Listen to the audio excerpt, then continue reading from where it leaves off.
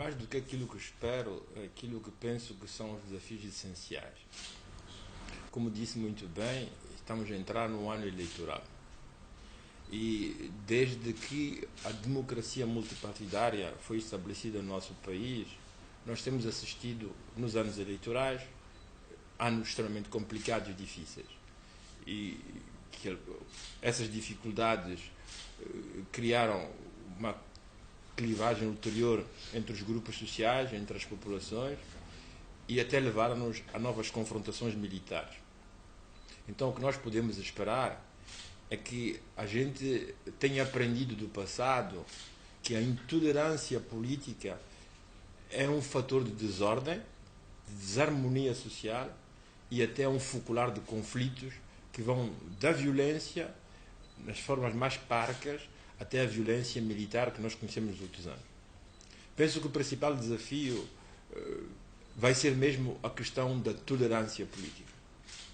Quando digo tolerância política, eu podia referir-me à intolerância que os portugueses manifestaram frente ao pedido da independência na década de 60, o que levou a 10 anos de guerra. Tivemos a intolerância da guerra de 16 anos, que também foi a manifestação de uma incapacidade de vermos que os tempos tinham mudado e que era preciso ir em direção a uma nova configuração. Isso levou-nos a conflitos e a guerras. Depois entramos na fase democrática, mas onde essa mesma intolerância fazia com que não se respeitassem os resultados das urnas, os sistemas de transparência democrática, a separação real entre Estado e partido, e estes tipos de intolerância levaram a que depois das eleições paulatinamente caminhássemos para novos conflitos, que foram depois substituídos por tréguas, por sua vez novos conflitos, o que faz com que Moçambique se encontre na sua questão. Então, acho que o grande desafio, o principal desafio neste ano de 2018 que começa, é que tenhamos feito um passo em frente na criação do mecanismo de participação política mais tolerante.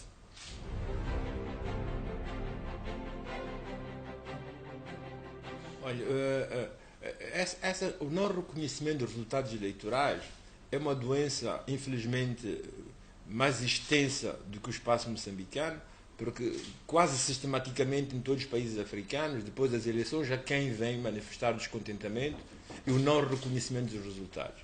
É preciso pensar em duas coisas. É uma forma de intolerância política pensar que todos os meios são bons para atingir os meus objetivos. E de tal maneira os meus objetivos de governação são importantes para mim que não hesito a enganar, não hesito a aldrabar, não hesito até maltratar para atingir os meus objetivos. A tolerância política significa que eu submeto a apreciação do povo àquilo que são as minhas ideias, àquilo que são os meus valores, àquilo que são os meus objetivos de governação e deixo que as pessoas sejam capazes de dizer o candidato que ganhou, quem vai nos governar no próximo tempo este. Quando um partido político quer a todo custo manter o seu lugar no poder, ou outro, quer a todo custo chegar à governação, utilizando todos os meios, nós estamos num processo de violência, estamos num processo de corrupção, estamos num processo de não transparência que leva a novas formas de conflitos, a novas formas de violência, até a guerra, como eu disse antes, que foi o caso de Moçambique. A segunda coisa, uma das coisas que faz com que seja possível o malabarismo político que leva alguns partidos a enganarem durante os pleitos eleitorais é o facto que não existe uma verdadeira separação entre o Estado e os partidos políticos, ou um partido político neste caso. É importante que as instâncias que controlam a máquina de votação, a máquina de eleição, a máquina da contagem dos votos, seja suficientemente livre e transparente para que estes malabarismos não aconteçam. É preciso que a sociedade moçambicana se mobilize para ser capaz de ser vigilante, para que não haja confrontações, não haja conflitos e que haja transparência e objetividade nos pleitos eleitorais a que estamos nos aproximar até agora. A pergunta é, isso existe no padrão moçambicano atual? A experiência passada, recente, mostra que estamos com muita dificuldade nisso. O que não tem que nos fazer abandonar a esperança de sermos capazes de fazer um ano eleitoral que seja uma festa. Ela devia ser uma festa porque é o momento em que as pessoas podem, de facto, exibir, manifestar e realizar, digamos assim, o fato de ser membro de um país ou de um povo e poderem manifestar a sua escolha de uma maneira autónoma e de uma maneira responsável.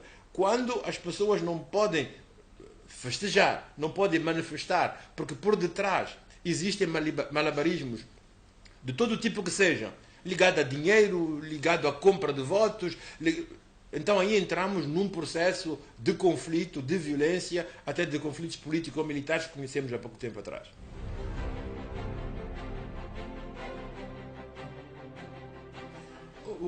A minha questão não é de saber se aqueles que têm o rótulo da MDM, ou aqueles que têm o rótulo da Renamo, ou o rótulo da Frelimo vão ganhar, vão dirigir o município ou não. Isso é um problema que interessa aos membros desse aglomerado político. A minha questão é outra.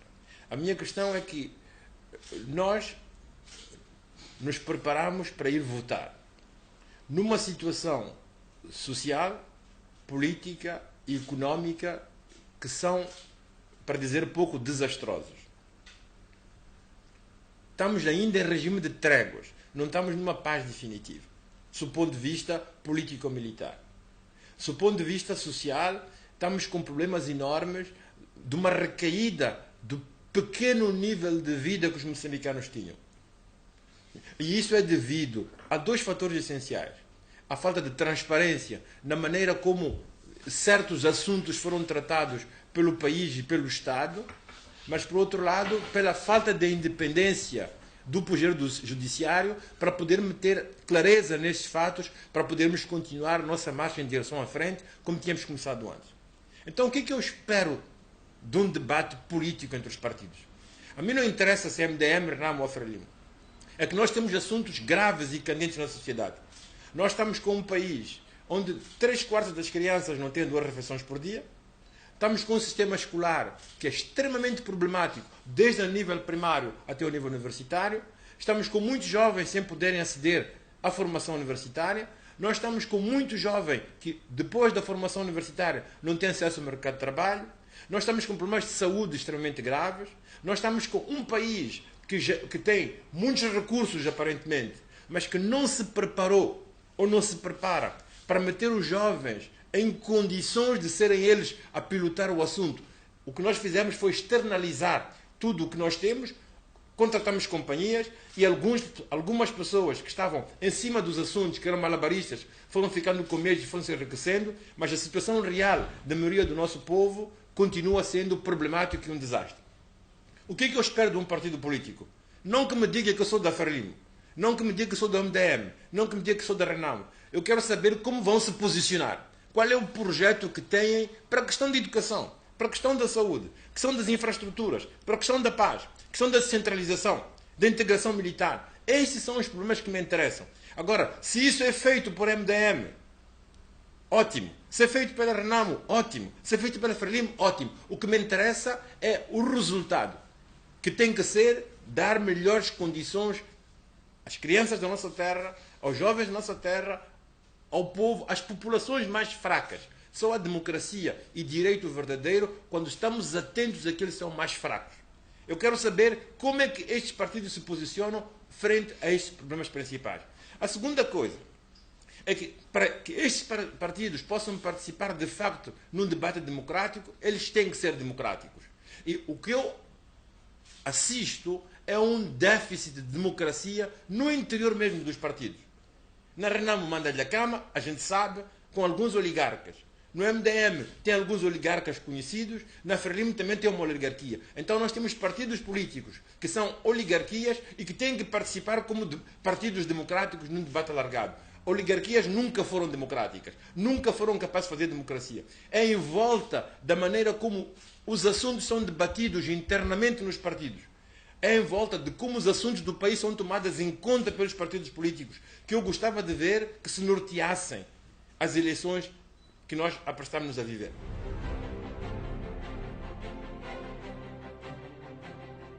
Olha, aqui debatem-se indivíduos, grupos, histórias. É muito fácil dizer Os da Renamo defendem que o Presidente da Câmara disse que criticam o Presidente Tinhoso de um lado. Os da Frelimo dizem que da Câmara é isto, criticam... Quer dizer que estamos a discutir pessoas. E quando muito a Frelimo vai discutir trazendo como suporte o seu historial. A Renamo vai trazer o seu historial de guerra pela democracia. O que interessa às pessoas é a solução aos problemas concretos que não estamos resolvidos. Claro que nós não podemos apagar a história, o que aconteceu no passado. Mas o que conta verdadeiramente é aquilo que prestamos a construir. O que conta verdadeiramente são os problemas que norteiam o cotidiano da vida das pessoas. Aqui nós temos um déficit grande. O nosso Parlamento discute pouco a ideia das pessoas. Os nossos partidos interessam-se pouco para aquilo que são as preocupações das pessoas. Os nossos partidos interessam-se muito mais pelos indivíduos, pelos membros dos vários comitês centrais, pelos membros dos vários burôs políticos, mas aquilo que são preocupações reais da nossa população não fazem parte, ou se fazem parte das agendas, não transparece. Não é aquilo que nós vemos no nosso cotidiano.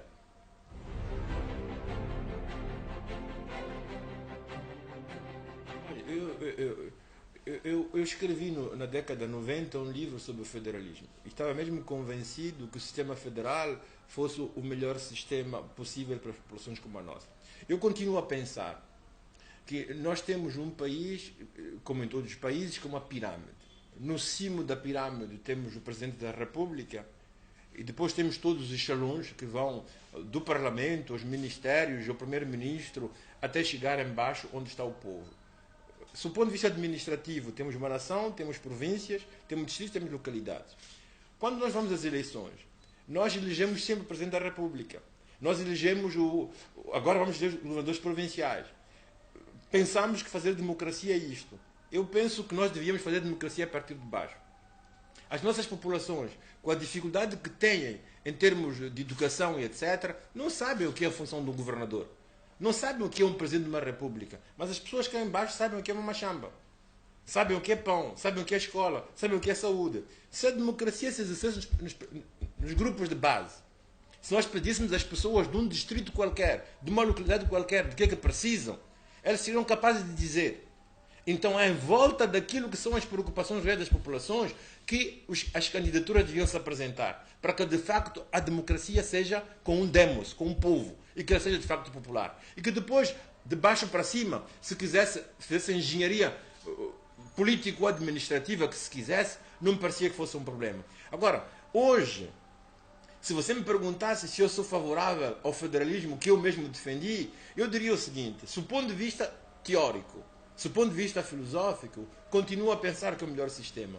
Mas aqui há o grande perigo, como tínhamos chamado a atenção, um político na altura, de confundirmos o federalismo com o tribalismo.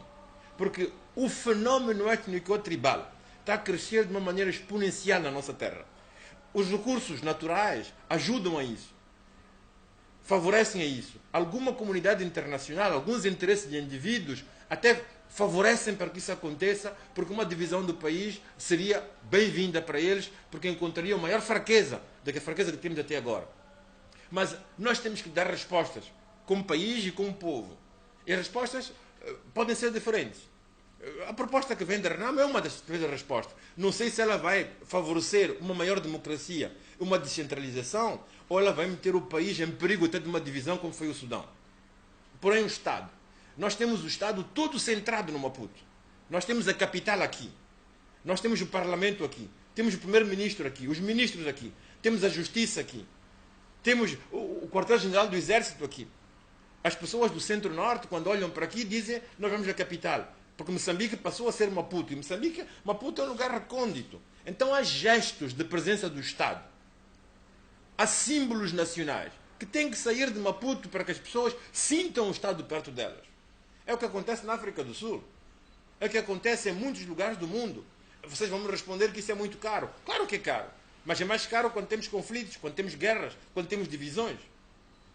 Fazer política significa antecipar, significa prever, fazer com que conflitos político-militares não criem problemas ainda mais graves. Estive na Beira no mês de novembro e um senhor que eu não conhecia veio me dizer assim: o grande inimigo de Moçambique é Maputo. Eu fiquei chocado com isso.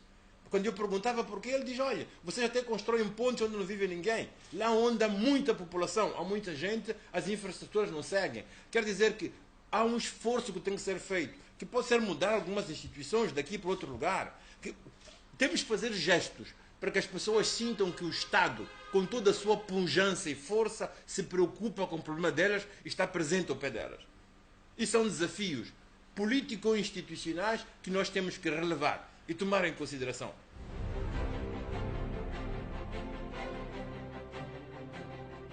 Se não tivermos uma política de grande clareza, de grande visão, de grande determinação, até os próprios recursos, independentemente do lugar onde se situam, acabam favorecendo as pessoas de Maputo. E quando digo pessoas de Maputo, não são aquelas que nasceram em Maputo, mas aquelas que vivem em Maputo e que beneficiam do que Maputo pode lhes oferecer. Mas isso vai se fazer em detrimento da unidade nacional. Porque a pouco e pouco, as pessoas de várias zonas de Moçambique começam, como disse o senhor que eu citei há pouco tempo atrás, a olhar para Maputo como o principal inimigo. E eu quero recordar, a única lei da OUA que funcionou nos 40, 50 anos, desde a década de 60, foi a intangibilidade das fronteiras nacionais. Ora, quando o Sudão dividiu-se invocando-se razões religiosas, muçulmanos no norte e cristãos no sul.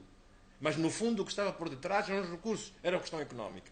Ora, se nós não formos capazes de antecipar, se nós não formos capazes de prever, se não formos capazes de encontrar antídotos realistas e capazes de recriar um tecido nacional, não são os festivais nacionais de música e dança, não são as canções, não são os programas de televisão.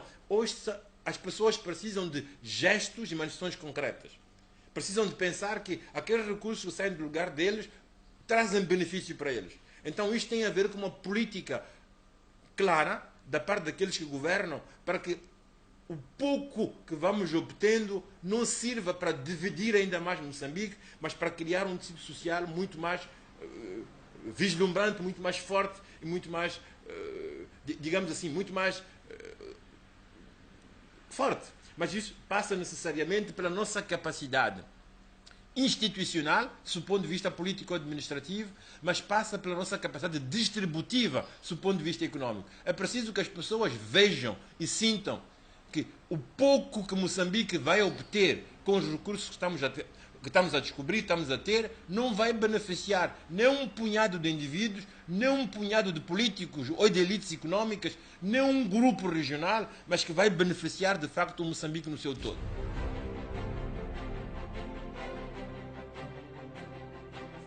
Olha, é assim, é que numa sociedade, num Estado, vamos chamar assim, representativo, não podemos fazer diferentemente. Não podemos fechar todos no estado da Machada para discutir todos os problemas. Precisamos de indivíduos que são eleitos pela maioria, que representem o interesse dessa maioria. O problema surge quando esses indivíduos não representam essa maioria. Os problemas surgem quando esses indivíduos não estão ao escuto daquilo que são os problemas profundos das pessoas. Quer sejam membros de um partido político, quer sejam membros do que nós chamamos de sociedade civil. A constatação que podemos fazer é que os próprios partidos políticos têm um déficit de simbiose e de diálogo profundo com as comunidades que são supostas a representar. Então, fortalecer a democracia significa que tem que haver mecanismos que permitam às populações de poder exprimir as suas preocupações. E os membros no Parlamento de partidos diferentes não devem representar em primeiro lugar o partido, mas devem representar os interesses das comunidades dos eleitores que o escolheram. Isso não está a acontecer no quadro político nacional. Esta é a primeira coisa que eu queria dizer. A segunda coisa, a nossa sociedade civil está a nascer e ainda bastante fraca. Infelizmente, ela responde mais a imperativos de grupos externos que a grupos internos. A sociedade civil tem que ser a vontade associativa dos indivíduos meter-se juntos e para dizer o que pensam. Mas porque pensam de uma maneira autónoma, não porque são financiados pelos suecos, pelos holandeses, pelos franceses ou pelos suíços. Neste momento temos uma sociedade civil que parece responder mais a projetos e a programas exteriores que a programas interiores. Isto é uma das razões que leva a com que elas sejam vistas como oponentes e como representantes de interesses alheios pelos atores políticos nacionais. Tá? Este é um problema importante. Mas, em segundo lugar, não se pode confundir toda a sociedade civil com estes representantes de interesses alheios. E por isso mesmo tem que se dar mais espaço e mais palavra para que elas tenham um mecanismo de participar numa democracia que não seja uma partitocracia, não seja um diálogo e um conflito entre partidos, mas que haja outros furos, outros mecanismos para que o povo possa dizer o que pensa através desta forma de representação. Mas vai ser necessário que cresçamos, vai ser necessário que criemos uma sociedade civil autónoma, livre de si mesma, constituída por profissionais. Pessoas que de dia trabalham, mas à noite sentem-se membros de uma sociedade e por isso querem dar uma parte do seu tempo, da sua energia, para que a sociedade possa crescer. Em último lugar, eu queria dizer que nos diálogos que estamos a assistir entre a Frelimo e a Renamo, há um problema extremamente grave. É que é um diálogo entre os dois. E isso pode levar a acomodações recíprocas. A própria MDM, que é um partido parlamentar, não tem espaço. Ela foi convidada para ser informada do que está a acontecer. Ora, nós estamos a ter uma reivindicação que dura alguns anos, o Tibana tem sido porta-voz disso, da necessidade de trazer os problemas da nação a um debate mais alargado. Quer dizer, que o pouco de instituições de sociedade civil que existem, das igrejas, das universidades, dos grupos de pressão, etc., tem que ter espaço para poder dizer. Só vai haver uma verdadeira democracia, um debate real, quando ela fugir do espectro de partidos. Elas também com os seus próprios interesses e alargar-se um bocadinho mais aquilo que é a voz de todos.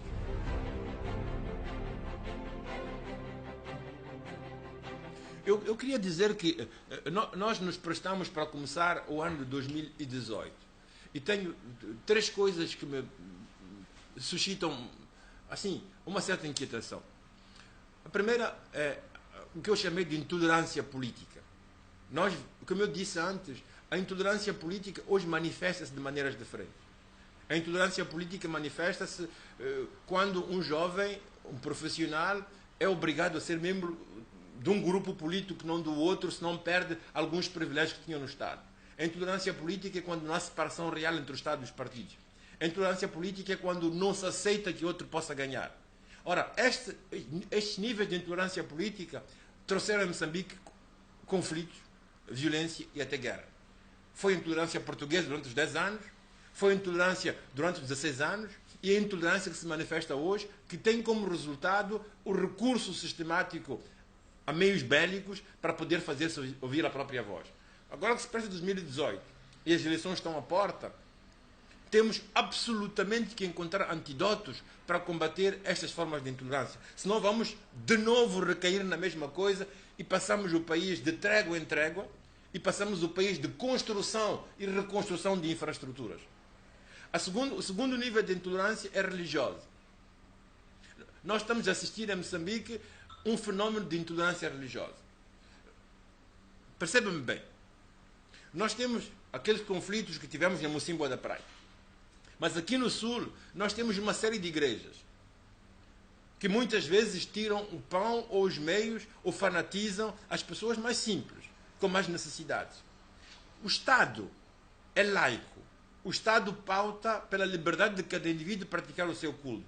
Mas o Estado é responsável também para que essa liberdade que os indivíduos têm não sejam abusados, que não sejam usados em detrimento nem dos valores do viver comum que o Estado laico nos mete à disposição, nem das comunidades, sobretudo dos mais simples.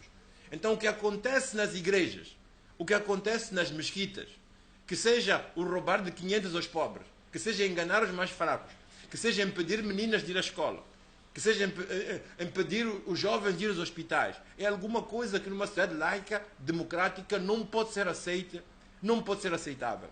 É por isso que enquanto os conceitos têm um antônimo, que é a intolerância, a palavra tolerância tem dois antônimos. O outro é indiferença.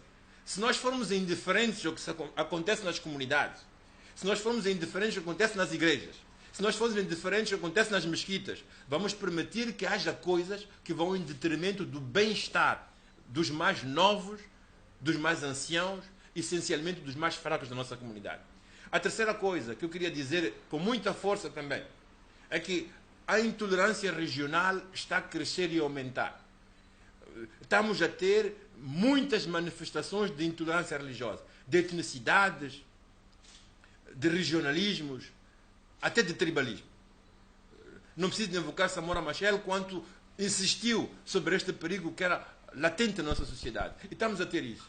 E digo-vos, quero insistir, as intolerâncias étnicas levaram ao Ruanda há poucos anos atrás, mas tinham levado ao Biafra nos anos 60 na Nigéria. São conflitos que nós já assistimos no Congo e foi a divisão que assistimos no Sudão. Nós temos que recusar o tecido interno. Temos que recusar a sociedade moçambicana. E recusar a sociedade moçambicana significa pegar nos fios dispersos, as nossas cores de pele, as nossas etnias, as nossas diferenças e criar uma camisola comum. Uma camisola que, quanto mais fio metermos dentro, mais bela será. Quanto mais fio metermos dentro, mais sólida será. E quanto mais diversidade ela conter, mais bonita ela será. Mas este é o trabalho político que deve constituir, a minha opinião, um dos desafios principais. Se nós não fizermos isso, o risco de conflitos internos de vária ordem pode ameaçar a nossa unidade nacional, o que seria praticamente deitar fora todos aqueles esforços e lutas que foram levados a cabo por muitos moçambicanos que lutaram para termos este pequeno Moçambique que temos hoje.